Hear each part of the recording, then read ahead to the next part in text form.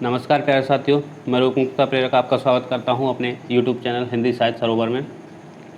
जैसा कि आपको पता है, मैंने हिंदी के प्रमुख लेखक, कवियों और उपनाम और उपाधियों से संबंधित एक वीडियो मैंने बना दिया था, जिसमें मैंने आपको हिंदी के प्रमुख लेखक, कवियों और उनके उपनाम और उपाधियों के बारे में बताया। उसके बाद कुछ अन्य महत्वपूर्ण छूटे हुए हैं, ठीक है। उस वीडियो में मैं कवर नहीं कर पाया था वो कुछ लेखक और कवि, उनके उपनाम और उपाधियाँ, और इसमें साथ ही मैं इंक्लूड करूँगा हिंदी में प्रथम, ठीक है, हिंदी में प्रथम कहानी, उपन्यास, ठीक है, जीवनी, यात्रा व्यर्थ, ये सब क्या है उनके बारे में मैं बताऊँगा आपको। तो आप वीडियो को लाइक, शेयर, सब्सक्राइब कर दीजिए। यदि आपको पसंद आता है कुछ भी, परीक्षा की दृष्टि से आपको महत्वपूर्ण चीज़ें लगती हैं, तो आप वीडियो को लाइक, शेयर, सब्सक्राइब कर सकते हैं। तो बने रहिए मेरे साथ। चलिए बढ़ते हैं हम आज अपने टॉपिक की तरफ। तो शुरू करते हैं। सबसे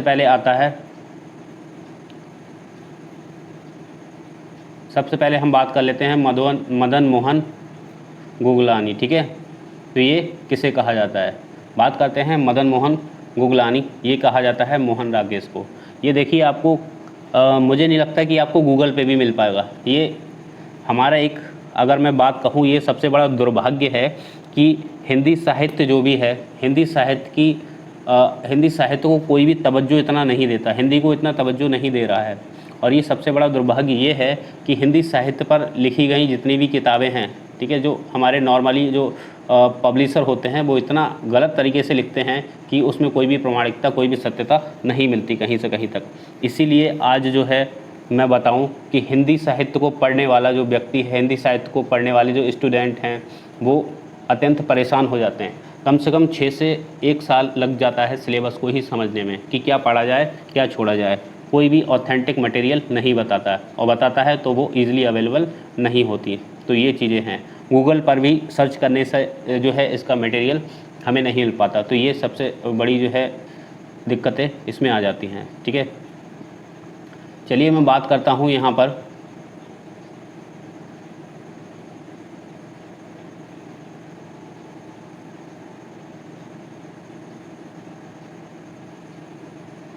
मदन मोहन गुगलानी की बात कर रहा था मैं यहाँ पर।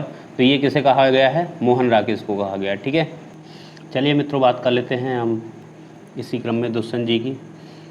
तो दुष्यंत कुमार हिंदी गज़लों के राजकुमार कहे जाते हैं। क्या कहा जाता है इन्हें? हिंदी गज़लों का राजकुमार। किसे कहा जाता है? दुष्यंत कुमार को। सत्ता के विरोध में इन्होंने अत्यंत अपनी कविताएं लिखी हैं, अत्यंत गज़लें लिखी हुई हैं, और सरकारी नौकरी करते हुए भी इन्होंने सरकार का, सत्ता के जो है गलत कदमों का बहिष्कार किया है, विरोध किया है। बात करते हैं वृंदावन लाल वर्मा की। तो वृंदावन लाल वर्मा को कहा जाता है बुंदेलखंड का चंद्रवरदाई, ठीक है, महत्वपूर्ण है, आपको याद रखना है। वृंदावन लाल वर्मा को बुंदेलखंड का चंद्रवरदाई कहा जाता है, ठीक है। शिव पूजन सहाय को क्या कहा जाता है? शिव भाषा का जादूगर, ठीक है।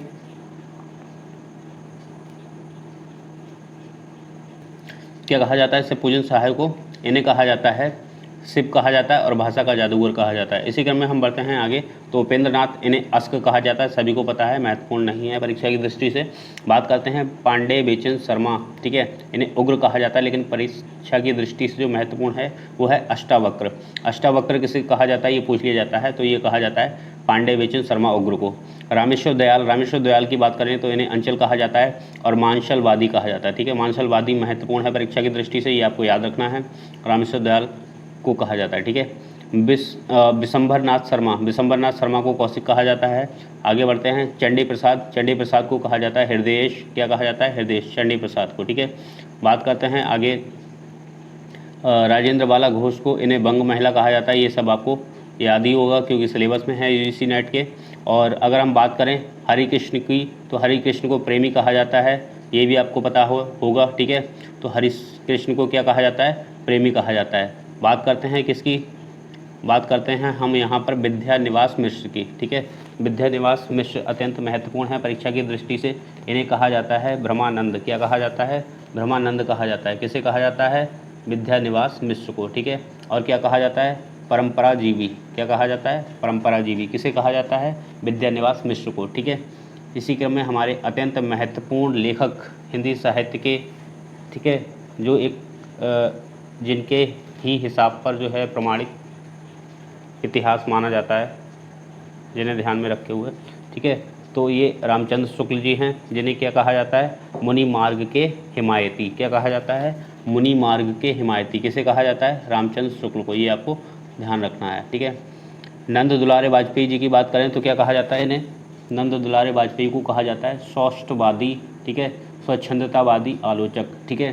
क्या कहा जाता है? सौष्ठवादी और स्वच्छंदतावादी आलोचक। ठीक है, आपको याद रखना है। हरवंश राय बच्चन की बात करूं तो इनका जो है उपनाम बच्चन है, और इनका सही और असली नाम था हरवंश राय श्रीवास्तव। क्या नाम था? हरवंश राय श्रीवास्तव, और बच्चन इनका उपनाम है। ठीक है। हालावादी और बच्चन के नाम से इन्हें जाना जाता है। ठीक है। हालावादी किसका है? हालाबाद, तो ये हरवंश राय बच्चन का है। बात करें नकेन की तो नकेन को क्या कहा जाता है? नलिन विमोचन शर्मा। क्या कहा जाता है? नलिन विमोचन शर्मा। और केसरी कुमार कहा जाता है इन्हें, और नरेश भी कहा जाता है। ये आपको याद रखना है, इसमें अत्यंत महत्वपूर्ण है। नलिन विमोचन शर्मा को क्या कहा जाता है? ठीक है। या नकेन किसे कहा जाता है, इस तरीके से प्रश्न पूछ लिया जाता है। केसरी कुमार किसे कहा जाता है, ये भी परीक्षा की दृष्टि से महत्वपूर्ण है, तो आप इस पर जो है स्टार लगा लीजिए, कहीं कहीं छूट गए हैं। शमशेर बहादुर सिंह की बात करूं तो शमशेर बहादुर सिंह को कवियों का कवि कहा जाता है, अत्यंत महत्वपूर्ण है ये। ठीक है, स्टार लगा लीजिए, इस पर पूछ लिया जाएगा। TGT PGT में तो आ ही जाएगा, नेट में नहीं तो ये आपको पूछ लिया जाता है। देखिए लेखपाल की भी भर्तियां आने वाली हैं, तो इस तरीके के प्रश्न जो है एक एक नंबर के जो होते हैं बहुविकल्पीय वस्तुनिष्ठ प्रश्न, तो कहीं से भी हिंदी साहित्य से ये लोग रख देते हैं, तो ये आपको पता होने चाहिए। शमशेर बहादुर सिंह को कहा जाता है कवियों का कवि। ठीक है, कवियों का कवि है तो ये अपने आप में ही महत्वपूर्ण हो गया, शमशेर बहादुर सिंह। ठीक। गजानन माघव, इन्हें मुक्तिबोध और फैंटेसी का कवि, फैंटेसी का कवि अत्यंत महत्वपूर्ण है। किसे कहा जाता है? गजानन माधव मुक्तिबोध को। ठीक है, गजानन माधव मुक्तिबोध को फैंटेसी का कवि कहा जाता है, ये आपको याद रखना है। सुदामा पांडे, इन्हें कहा जाता है धूमिल। ठीक है। बात करें किशोरीदास वाजपेयी की। ठीक है, किशोरीदास वाजपेयी को कहा जाता है हिंदी के पाणिनि। ठीक है, हिंदी के पाणिनि किसे कहा जाता है? किशोरीदास वाजपेयी को। ये अत्यंत महत्वपूर्ण है, आपको याद रखना है। ठीक है, बढ़ते हैं आगे। रामविलास शर्मा, रामविलास शर्मा को क्या कहा जाता है? क्या कहा जाता है? अगिया बैताल। ठीक है, क्या कहा जाता है? अगिया बैताल कहा जाता है, और निरंजन कहा जाता है। किसे कहा जाता है? रामविलास शर्मा को। बात करें डॉक्टर नगेंद्र की तो डॉक्टर नगेंद्र को कहा जाता है रसवादी आलोचक। ठीक है, क्या कहा जाता है? रसवादी आलोचक। ठीक है। गोपाल शरण सिंह, ठीक है, इन्हें कहा जाता है नेपाली। ठीक। कुमार विकल को कहा जाता है क्या? धूमधर्मी और कविताओं का कवि। ठीक है, कविताओं का कवि क्या किसे कहा जाता है? कुमार विकल को। ठीक है, ये महत्वपूर्ण रहेगा। फणीश्वर नाथ की बात करूं तो इन्हें कहा जाता है रेणु। ठीक है, ये सब हर किसी को पता ही होगा। बात करें अगर हम, ठीक है, फणीश्वर नाथ को कहा जाता है रेणु। रामवृक्ष बेनीपुरी जी की बात करें तो इन्हें कहा जाता है कलम का जादूगर। ठीक है, तो यहाँ पर ये मैंने इसलिए लिया है, देखिए रामवृक्ष बेनीपुरी जी हैं, इन्हें कहा जाता है कलम का जादूगर, और एक कलम का जादूगर और कहा जाता है, वो कहा जाता है किसे?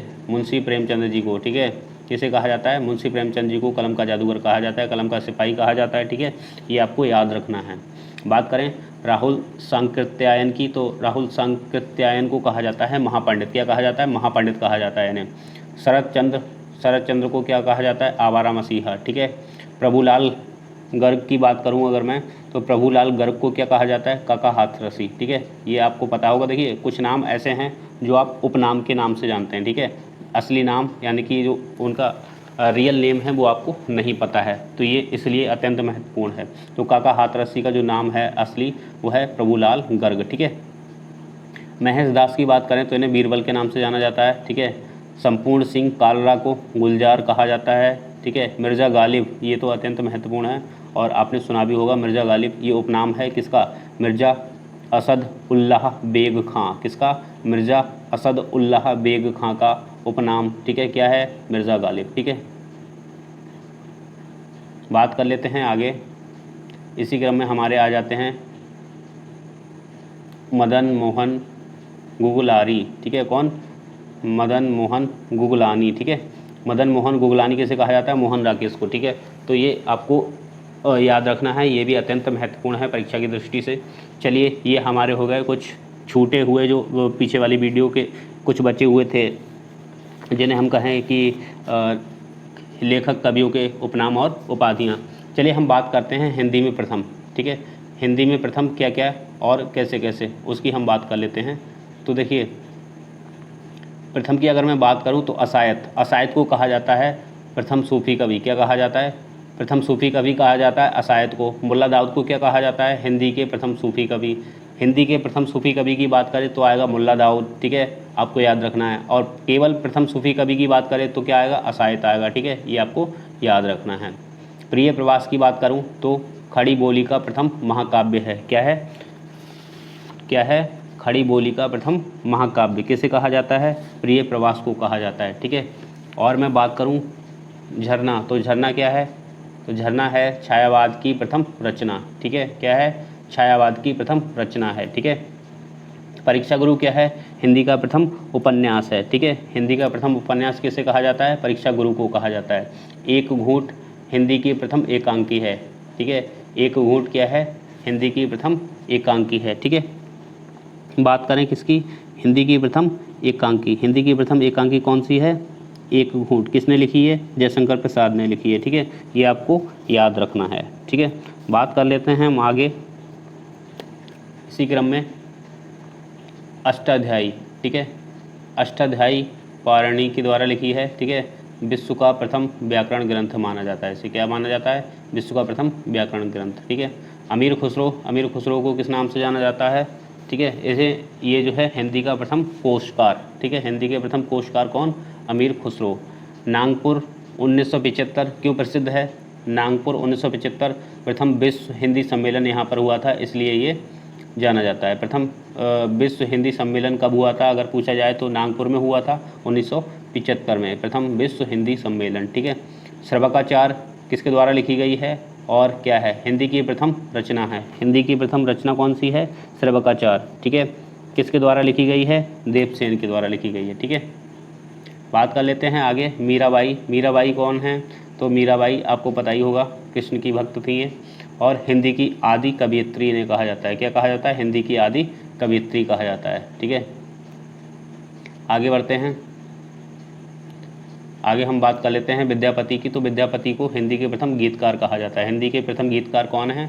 विद्यापति हैं, अत्यंत महत्वपूर्ण है परीक्षा की दृष्टि से। फिर से बात करते हैं अमीर खुसरो की। तो अमीर खुसरो हिंदी भाषा का प्रथम सर्वेक्षक कहा जाता है। हिंदी भाषा का प्रथम सर्वेक्षक किसे कहा जाता है? अमीर खुसरो को कहा जाता है, ठीक है। ये आपको याद रखना है, ठीक। इसी क्रम में हम बात कर लेते हैं किसकी? सुमित्रानंदन पंत की। सुमित्रानंदन पंत, ठीक है, इन्हें क्या ज्ञानपीठ पुरस्कार से सम्मानित किया गया था। किससे? ज्ञानपीठ पुरस्कार से सम्मानित किया गया था। ये प्रथम साहित्यकार थे जिन्हें ज्ञानपीठ पुरस्कार से सम्मानित किया गया, ठीक है। और कौन सी कृति थी इनके जो जिस पर इन्हें ज्ञानपीठ पुरस्कार मिला है? वो है चिदम्बरा, ठीक है। चिदम्बरा पर इन्हें ज्ञानपीठ पुरस्कार से सम्मानित किया गया और ये प्रथम साहित्यकार थे जिन्हें ज्ञानपीठ पुरस्कार दिया गया, सर्वप्रथम इन्हीं को दिया गया था, ठीक है। बात करें महादेवी वर्मा की। तो महादेवी वर्मा एक महिला साहित्यकार हैं जिन्हें सर्वप्रथम जो है ज्ञानपीठ पुरस्कार मिला, ठीक है। और इनकी कृति यामा पर इन्हें जो है ज्ञानपीठ पुरस्कार दिया गया, ठीक है। बात करें नहुस, तो नहुस क्या है? गोपाल चंद कृत हिंदी का प्रथम मौलिक नाटक है। क्या है? हिंदी का प्रथम मौलिक नाटक क्या है? नहुस। किसके द्वारा लिखित है? गोपाल चंद, ठीक है। बात करें इंदुमती की। तो इंदुमती किशोरीलाल गोस्वामी द्वारा लिखित हिंदी की प्रथम मौलिक कहानी है, ठीक है। हिंदी की प्रथम मौलिक कहानी है इंदुमती, किशोरीलाल गोस्वामी द्वारा लिखित है। बात करें लंदन यात्रा, ये क्या है? ये महादेवी वर्मा द्वारा लिखित हिंदी का प्रथम यात्रा संस्मरण है, ठीक है। हिंदी का प्रथम यात्रा संस्मरण लंदन यात्रा किसके द्वारा लिखा गया है? महादेवी वर्मा के द्वारा, ये आपको याद रखना है। बात करते हैं अर्धकथानक की। तो अर्धकथानक क्या है? ये बनारसीदास जैन द्वारा लिखित, ठीक है, हिंदी की प्रथम आत्मकथा है। क्या है? हिंदी की प्रथम आत्मकथा किसके द्वारा लिखित? बनारसीदास जैन के द्वारा, ठीक। कौन सी? अर्धकथानक, ठीक है, हिंदी की प्रथम आत्मकथा है। लक्ष्मीपुरा, लक्ष्मीपुरा क्या है? शिवदान सिंह चौहान द्वारा लिखित है हिंदी का प्रथम रिपोर्ताज है। हिंदी का प्रथम रिपोर्ताज किसे कहा जाता है? लक्ष्मीपुरा को। किसने लिखा? शिवदान सिंह चौहान ने। आपको याद रखना है। बात कर लेते हैं हम यहाँ पर आज के अंतिम, तो ये है पृथ्वीराज रासो। पृथ्वीराज रासो किसने लिखा? चंद्रवरदाज ने। क्या है? हिंदी का प्रथम महाकाव्य है। क्या है? हिंदी का प्रथम महाकाव्य है। ठीक है, चलिए कुछ अन्य महत्वपूर्ण तथ्यों की बात कर लेते हैं इसी क्रम में हम। कुछ अन्य महत्वपूर्ण हिंदी में प्रथम हैं, उनकी मैं बात करूं तो हिंदी की प्रथम जीवनी, हिंदी की प्रथम जीवनी कहा जाता है दयानंद दिग्विजय की गोपाल शर्मा। ठीक है, गोपाल शर्मा के द्वारा जो है लिखित है। किसे कहा जाता है? दयानंद दिग्विजय। ठीक है, इसे कहा जाता है हिंदी की प्रथम जीवनी। ठीक, इसी क्रम में हम आगे बढ़ जाते हैं तो हिंदी की प्रथम वैज्ञानिक कहानी, हिंदी की प्रथम वैज्ञानिक कहानी किसे कहा जाता है? हिंदी की प्रथम वैज्ञानिक कहानी चंद्रलोक की यात्रा केशव प्रसाद सिंह द्वारा लिखित है। ठीक है, हिंदी की प्रथम वैज्ञानिक कहानी चंद्रलोक की यात्रा केशव प्रसाद सिंह के द्वारा लिखित है। ठीक है, चलिए बढ़ते हैं आगे। हिंदी का प्रथम गद्य काव्य किसे कहा जाता है? हिंदी का प्रथम गद्य काव्य कहा जाता है साधना को। ठीक है, राय कृष्ण दास द्वारा लिखित है। साधना राय कृष्ण दास द्वारा लिखित हिंदी का प्रथम गद्य काव्य। हिंदी खड़ी बोली का प्रथम काव्य ग्रंथ किसे कहा जाता है? एकांतवासी योगी। ठीक है, एकांतवासी योगी को कहा जाता है हिंदी खड़ी बोली का प्रथम काव्य ग्रंथ, श्रीधर पाठक द्वारा लिखित है। आगे बढ़ते हैं। हिंदी की प्रथम अतुकांत रचना, हिंदी की प्रथम अतुकांत रचना किसे कहा जाता है? प्रेम पथिक को कहा जाता है। किसके द्वारा लिखित है? जयशंकर प्रसाद। प्रेम पथिक हिंदी की प्रथम अतुकांत रचना जयशंकर प्रसाद द्वारा लिखित। ठीक, झरना हिंदी छायावाद का प्रथम काव्य संग्रह है। झरना आपको बताइए जयशंकर प्रसाद द्वारा लिखित है। ठीक है, शुद्ध एवं परमार्जित खड़ी बोली के प्रथम लेखक कौन है? राम प्रसाद निरंजनी है। ठीक है, हिंदी खड़ी बोली का प्रथम गद्य ग्रंथ कौन सा है? तो भाषा योग वशिष्ठ। ठीक है, हिंदी खड़ी बोली का प्रथम गद्य ग्रंथ भाषा योग वशिष्ठ। ठीक, आगे बढ़ते हैं। हिंदी खड़ी बोली गद्य की प्रथम रचना, हिंदी खड़ी बोली गद्य की प्रथम रचना कौन सी है? तो ये कौन सी है? चंद छंद वर्णन की महिमा, कवि गंग द्वारा लिखा गया है। ठीक है, या इन्हें गंग कवि भी कहा जाता है। ठीक, आगे बढ़ते हैं। हिंदी में प्रयोगवाद शब्द का सर्वप्रथम प्रयोगकर्ता कौन है? ठीक है, हिंदी में प्रयोगवाद शब्द का सर्वप्रथम प्रयोगकर्ता कौन है? तो ये हैं नंद दुलारे वाजपेयी। कौन है? नंद दुलारे वाजपेयी।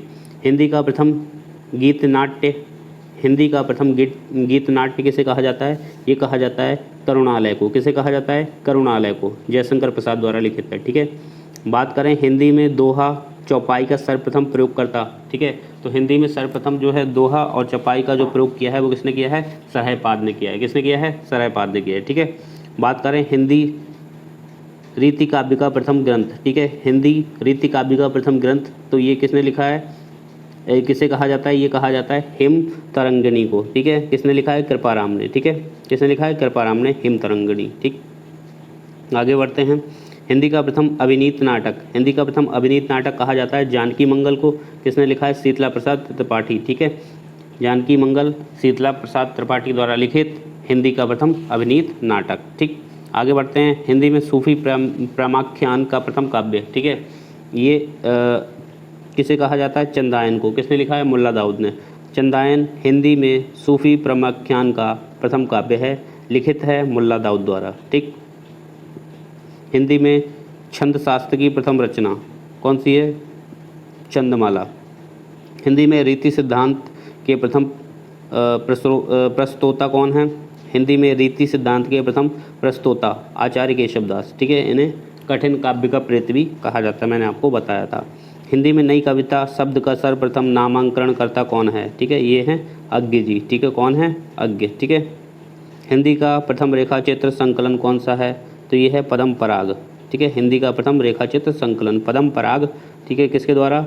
पद्म सिंह शर्मा के द्वारा लिखित है। ठीक है, बात करें हिंदी आलोचना की प्रथम पुस्तक, हिंदी आलोचना की प्रथम पुस्तक किसे कहा जाता है?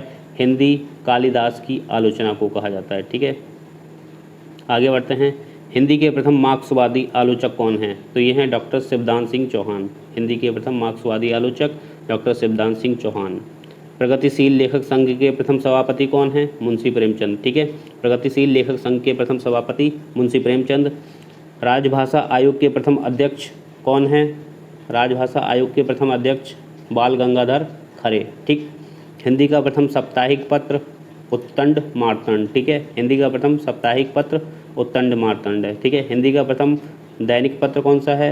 समाचार सुधा दर्पण। ठीक है, कौन सा है? समाचार सुधा दर्पण। ठीक है, हिंदी की प्रथम पत्रिका संवाद कौमुदी है। ठीक है, हिंदी की प्रथम पत्रिका कौन सी है? संवाद कौमुदी। ठीक, आगे बढ़ते हैं। हिंदी साहित्य के लिए प्रथम साहित्य अकादमी पुरस्कार किसे मिला? हिंदी साहित्य के लिए प्रथम साहित्य अकादमी पुरस्कार किसे मिला? माखनलाल चतुर्वेदी को। किस पर मिला? हिमतरंगिणी। ठीक है, हिमतरंगिणी पर हिंदी साहित्य के लिए प्रथम साहित्य अकादमी पुरस्कार माखनलाल चतुर्वेदी जी को मिला। ठीक है, हिंदी के लिए प्रथम सरस्वती सम्मान किसे मिला? ठीक है, सर्वप्रथम सरस्वती संविधान हिंदी के लिए किसे मिला? डॉक्टर हरवंश राय बच्चन। ठीक है, किस पर मिला? आत्मकथा पर। ठीक है, बात करें मुंशी प्रेमचंद का प्रथम उपन्यास कौन सा है? तो ये है प्रेमा, 1907 ईस्वी में आया। ठीक है, मुंशी प्रेमचंद की प्रथम कहानी कौन सी है? ये पंच परमेश्वर है, 1916 में आई है। ठीक है, जयशंकर प्रसाद की प्रथम कहानी की बात करें तो कौन सी है? ये है ग्राम, 1911। ठीक है, जयशंकर प्रसाद का प्रथम ऐतिहासिक नाटक कौन सा है? ये है राजश्री। ठीक है, 1915 में आया है। महादेवी वर्मा का प्रथम काव्य संग्रह यह है निहार, 1930 में आया। निराला की प्रथम काव्य रचना है जूही की कली, 1918 में आई है। हिंदी का प्रथम व्याकरण किसे कहा जाता है? ये हिंदुस्तानी ग्रामर को कहा जाता है, 1698 में आई है। ठीक है, आगे बढ़ते हैं इसी क्रम में। हिंदी की प्रथम कवियत्री मीराबाई को कहा जाता है। तार सप्तक की एकमात्र महिला कवियत्री कौन है? ये है शकुंतला माथुर। ठीक है, बहुत महत्वपूर्ण प्रश्न है दोस्तों, इसे आप नोट करते, जितने भी मैंने हिंदी में प्रथम बोले हैं ये बाद में महत्वपूर्ण तथ्य, इन्हें आप कॉपी पर नोट करते जाएं। ठीक है, तार सप्तक की एकमात्र महिला कवियत्री कौन है? शकुंतला माथुर। ठीक है, आगे बढ़ते हैं। जैनेन्द्र का प्रथम उपन्यास कौन सा है? यह है परख, 1929 में आया। ठीक है, फणीश्वर नाथ रेणु का प्रथम उपन्यास कौन सा है? मैला आंचल है। अज्ञ का प्रथम उपन्यास कौन सा है? शेखर एक जीवनी। ठीक है, ये इनका अज्ञ का प्रथम उपन्यास है। चलिए बात करते हैं भगवती चरण वर्मा का प्रथम उपन्यास कौन सा है? चित्रलेखा, कब आया? 1939। ठीक है, अज्ञ का प्रथम काव्य संग्रह कौन सा है? यह है मलदूत, कब आया? 1933 में। ठीक है, बात कर लेते हैं हिंदी में साधारणीकरण के संबंध में प्रथम चिंतनकर्ता कौन है? ये हैं रामचंद्र शुक्ल। तो मित्रों आज की वीडियो में बस इतना ही है और अत्यंत मैंने ज़्यादा से ज़्यादा महत्वपूर्ण प्रश्नोत्तर और तथ्य आपको देने का प्रयास किया। आपको वीडियो कैसी लगी आप मुझे कमेंट बॉक्स में बताएंगे और आपके सुझाव सकारात्मक नकारात्मक जो भी हों आप ज़रूर दिया करिए। इससे जो है मुझे या तो सुधार करने का या फिर मनोबल मेरा बढ़ता है इससे। ठीक है, तो मित्रों आज की वीडियो में बस इतना ही। आप वीडियो में कुछ आपको अच्छा लगता है तो लाइक शेयर सब्सक्राइब कर दीजिए। चलिए धन्यवाद।